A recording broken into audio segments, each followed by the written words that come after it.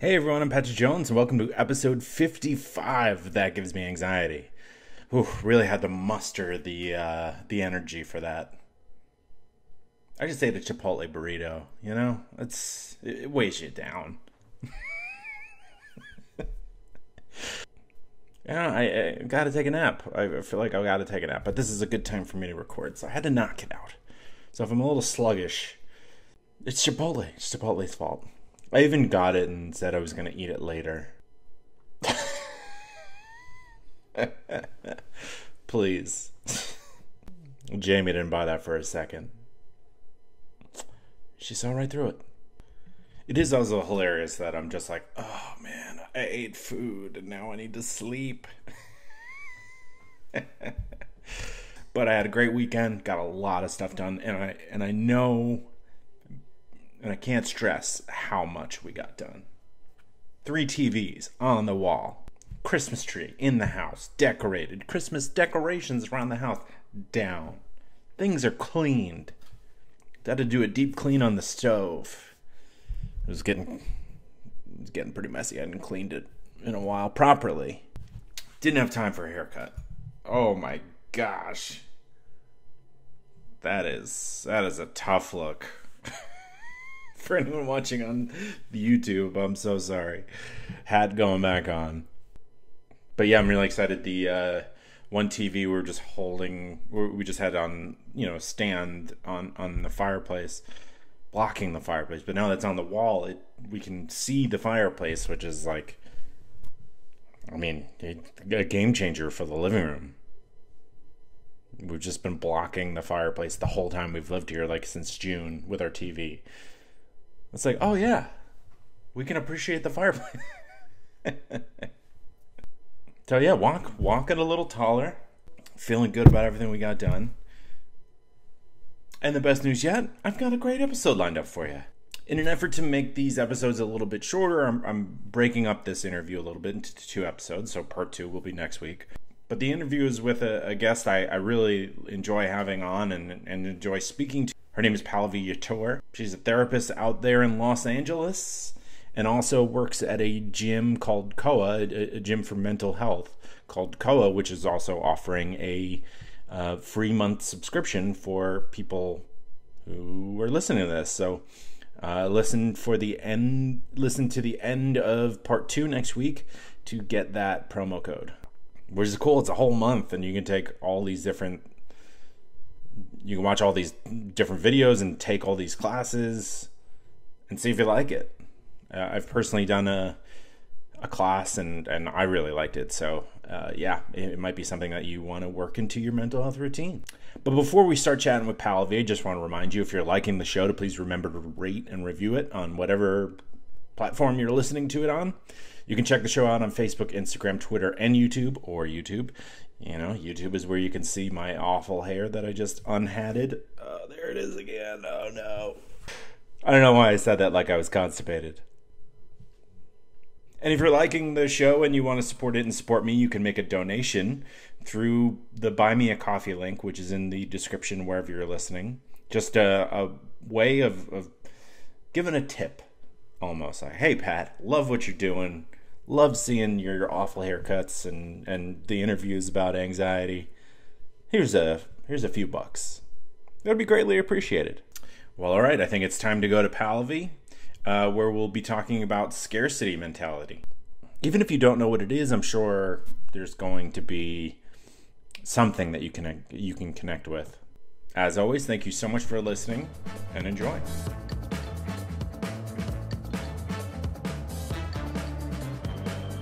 Joining me again on the podcast. I don't know why I said again. I really wanted to put a lot of excitement because I'm thrilled to have you back. I have Pallavi Yetur coming back on That Gives Me Anxiety. Pallavi, thank you so much for coming on.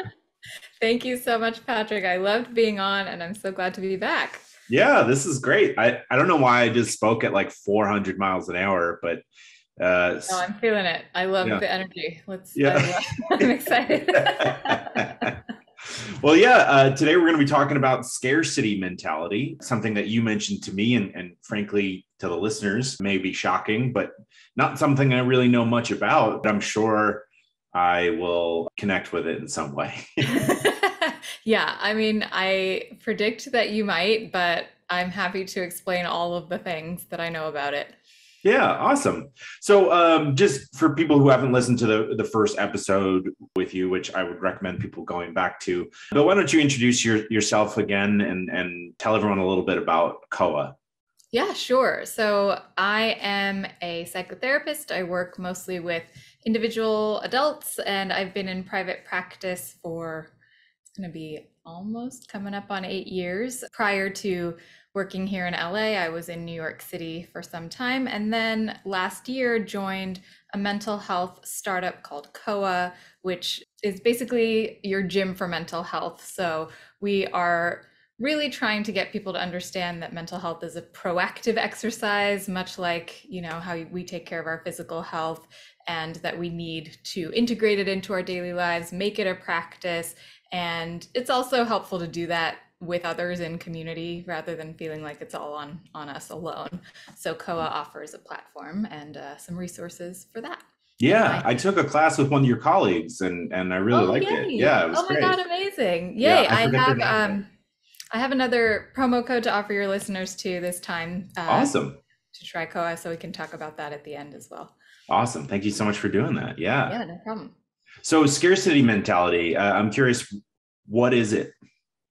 Okay. So there are a lot of different angles that I've seen this kind of looked at. Economically speaking, you might hear it in kind of econ classes or talked about in terms of poverty and being having financial scarcity.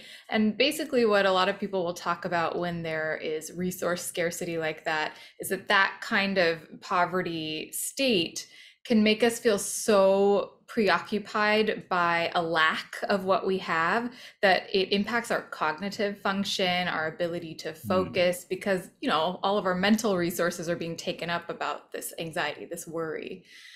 I've seen it more so in terms of the work that I do as this sense that people believe that there is only so much to go around. So this could be related to jobs or opportunities or space even. So a lot of people will feel like, okay, if someone else gets something that I wanted or that I desire, that means there's less left over for me. So it's like this, there's a finite pie, someone else took a slice, and now there's less of the pie. So available. Republicans. Yeah, well, that's really interesting because I think that sort of fear mongering is really effective, right? Because and we can talk a lot more about this because this also comes up in terms of marginalized communities and immigrant experiences.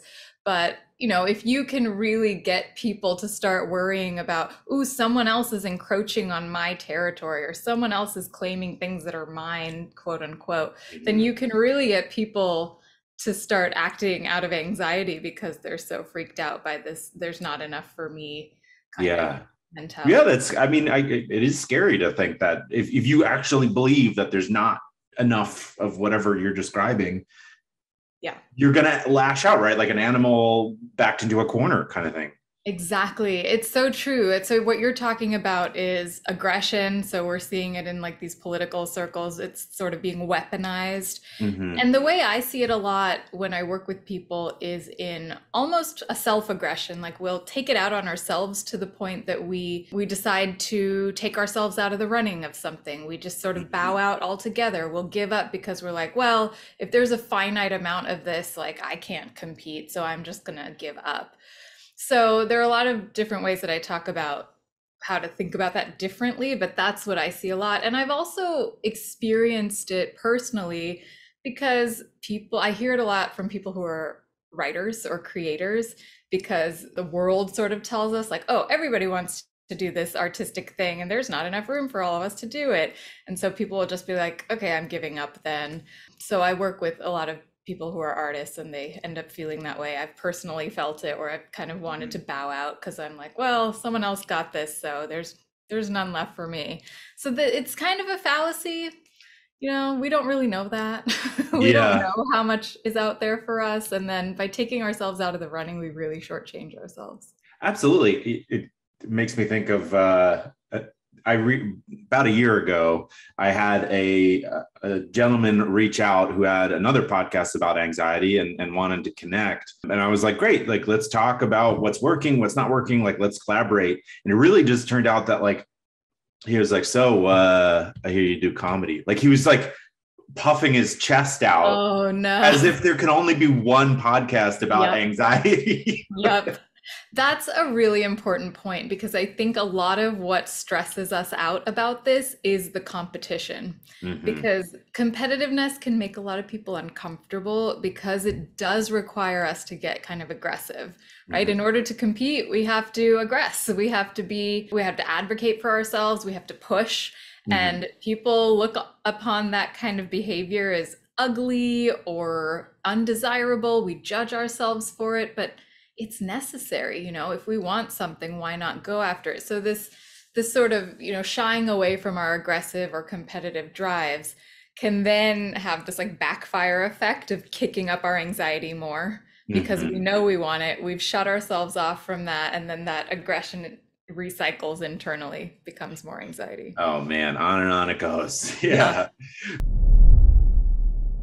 Can we talk? I know you've got a lot on your plate. You've got work, you've got friends, you've got family, pets, you've got the people that you make small talk with at the coffee shop or gym. You've got that bird that you see when you wake up every morning outside your window that you've projected things onto. Look at that bird. Doesn't even love its family. It's always by itself.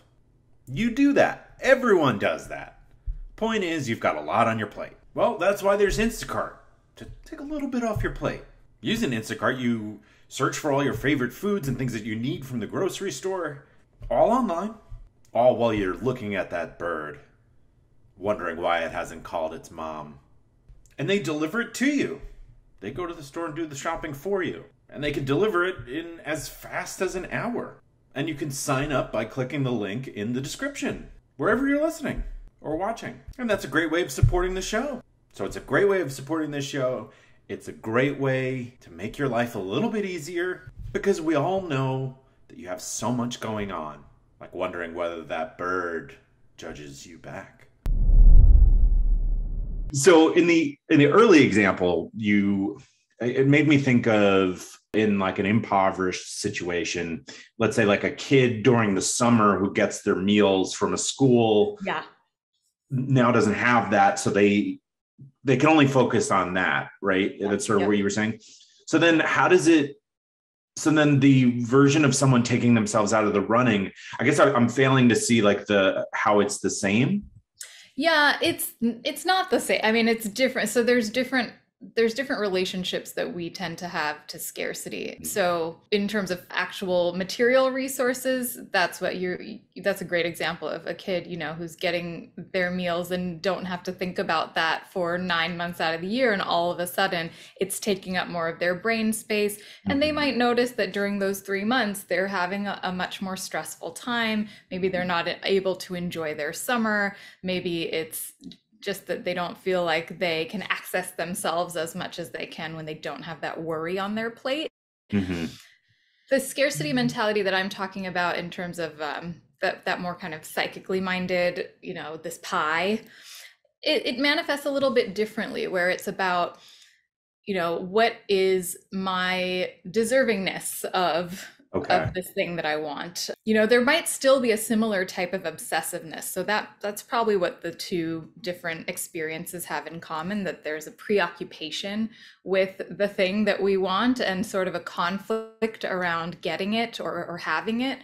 But when we're talking about these less material resources like attention, affection, recognition, opportunity, that starts to feel more like this internal struggle of where is my place here? Where do I belong here? Have I been embraced? And that's where we can also start talking about those marginalized communities that historically maybe haven't felt embraced or that they have a place. So that's where I see it a lot with people who come from immigrant backgrounds. Those are the people I talk to who tend to relate the most to this. Certainly writers as well.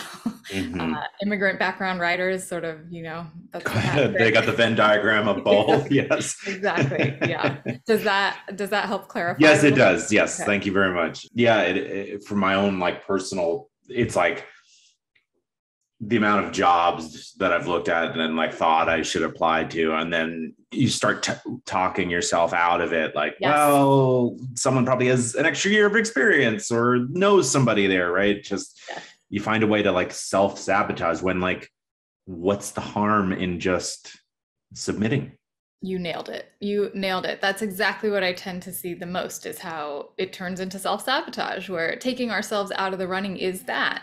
We silence our own voices, and now the scarcity's gotten worse because we've failed to give ourselves something that we don't feel like we're getting enough of. So yes, it is a self-sabotaging kind of cycle. Oh man. Today's episode is sponsored by My Software Tutor. Can Excel be my friend? Do you want a new friend? Thinking about making new friends both makes me excited and sad. So it can be hard to make friends as you get older. And so I feel like sometimes you get surrounded by people. It's yeah, I guess we're friends. But also, if you truly connect with someone, you can make new friends as an adult. On both sides of the fence here. So Excel can be your friend, or it could be surrounding you. That's just probably because you don't know it that well. Many people, I've deviated so far from the copy. Let me get back to it. Can Excel be my friend? Many people have wondered this for years. The answer is, yes, it can. That was so much shorter than where I was going with it. All right, let's talk about My Software Tutor. They offer 3 levels of real-time Zoom-based courses with a live instructor. They all deliver practical, functional business skills in a friendly, supportive environment. That sounds nice. I mean, it could be so daunting to learn Excel or make friends. These courses will increase your marketability, whether you're an employee, job seeker, consultant, or contractor. That sounds pretty good. Register at mysoftwaretutor.com and use the promo code POD20 to save. And use the promo code POD20 to save 20% off all registrations. So these feelings certainly can feel overwhelming, right? That's and you can beat yourself up all the way into the ground, right? If you let yourself. So how do you start to change your thought process related to scarcity? Okay, so I want to bring up something that, if folks Google scarcity mentality, they're going to start seeing a lot of this language around abundance mindset. So how to shift from a scarcity mindset to an abundance mindset. Mm-hmm. I take some issue with this, because if we're essentially saying that scarcity is an extreme that we're buying into that doesn't super reflect reality, then why are we gonna tell people to buy into the other extreme? Because abundance isn't really the reality either. There might not be abundance. And so it's a little bit, maybe we might self-sabotage ourselves the other way by expecting abundance. Just toxic positivity. Exactly. That's exactly, it feels very much in the same family. So that's why I like to talk to people about a reality mindset and just about thinking about, we tend to feel anxious when we don't know, when we're uncertain, when things are unclear, and it becomes easier to just not engage rather than to really get in tune with ourselves about okay, what do I want here? And what would the cost be if I didn't engage with that? As you said, with a job posting, the cost of you not applying is that you definitely won't get it.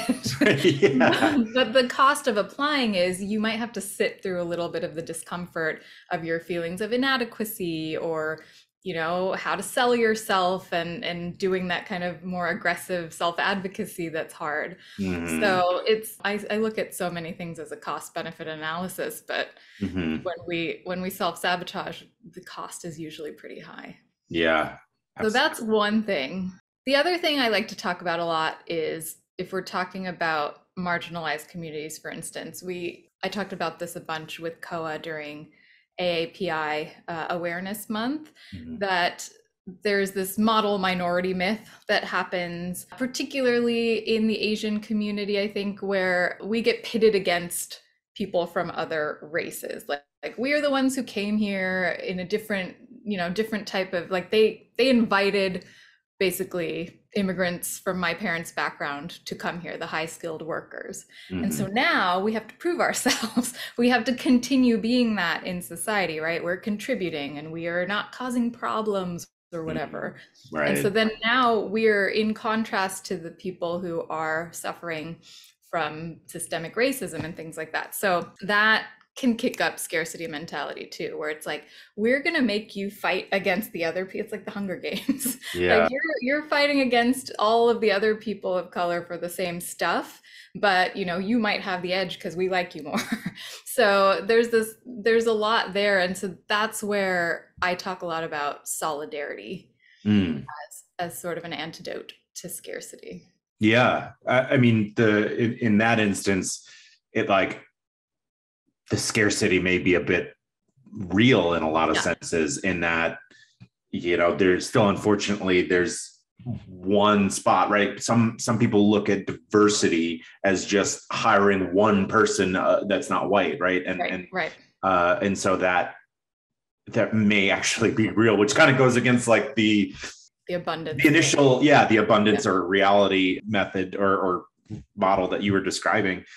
Which is awful. But I do like the idea that you're saying of just like solidarity, because then it's just like, well, if we all do this together, right, a high tide raises all ships kind of thing.